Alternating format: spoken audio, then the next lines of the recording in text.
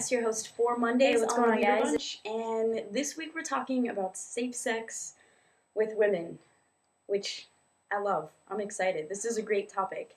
Um, so I found a few websites with like stats, statistics, whatever, all this information, and I'm going to give you the link so you can just click on it and check it out yourself. I feel like I don't want to throw a bunch of information at you and have you be completely bored with this video when it's a great topic. Sex. Sex is awesome.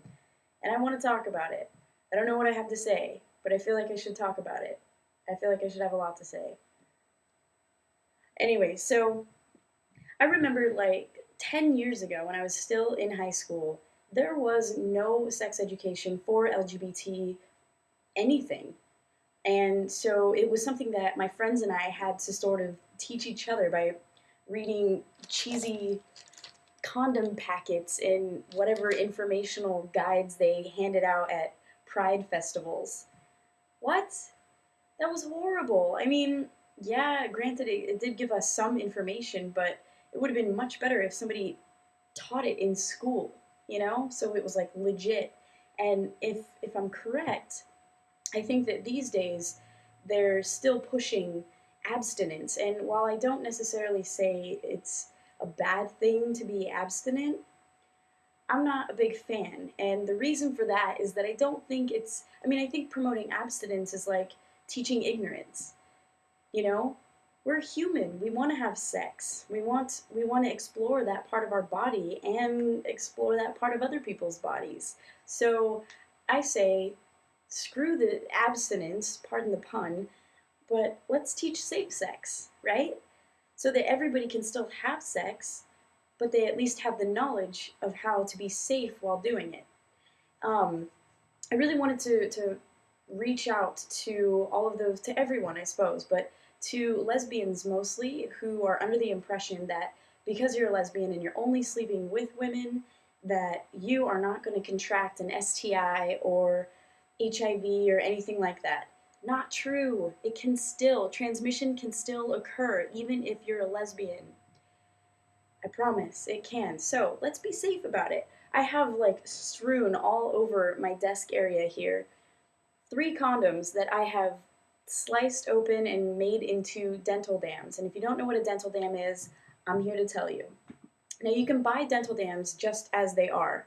Or if you don't have access to a dental dam, you can take a condom, which for some reason seem to be a bit more accessible. You can take a condom, you can like roll it open, cut the top of it, and then keep like pulling it open all the way until it looks a little something like this. Okay? I don't play with condoms too often, so I hope you're laughing.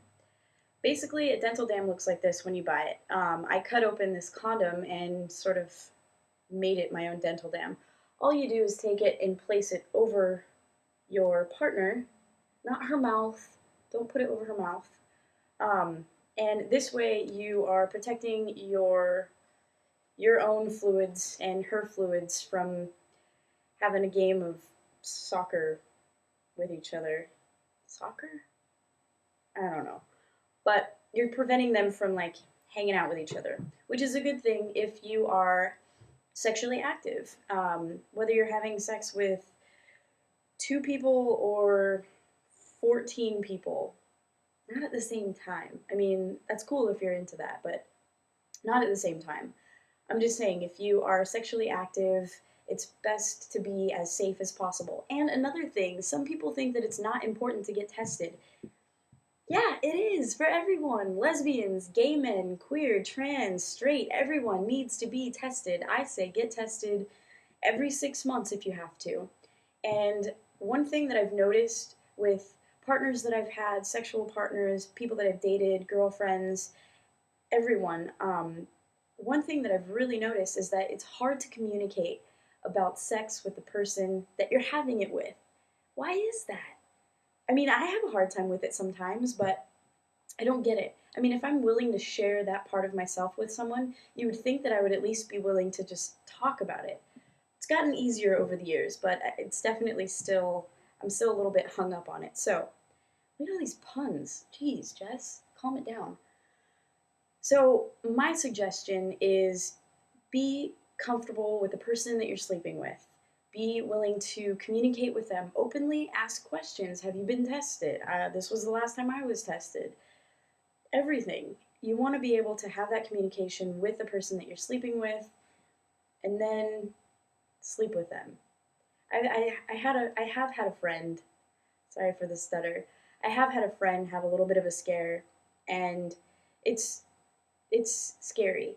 Um, he thought he had contracted something, and he went in. I took him to go get tested. He got tested, and waiting that, I think he had to wait like 2 weeks to get the results, was so excruciating. And if he would have just been safe, then he wouldn't have even had to worry. He would have just gone in for like a routine checkup, you know? So be safe, protect yourself. Then you won't have to worry about it. You won't have to be scared, and you can have a healthy, happy, productive sex life.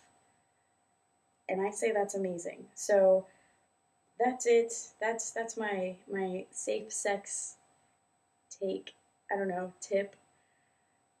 I don't know what else you can say about safe sex. Like, I would rather get questions and answer the questions. Just have safe sex and be careful who you're sleeping with. Don't drink too much and go home with somebody and wake up the next morning and freak out.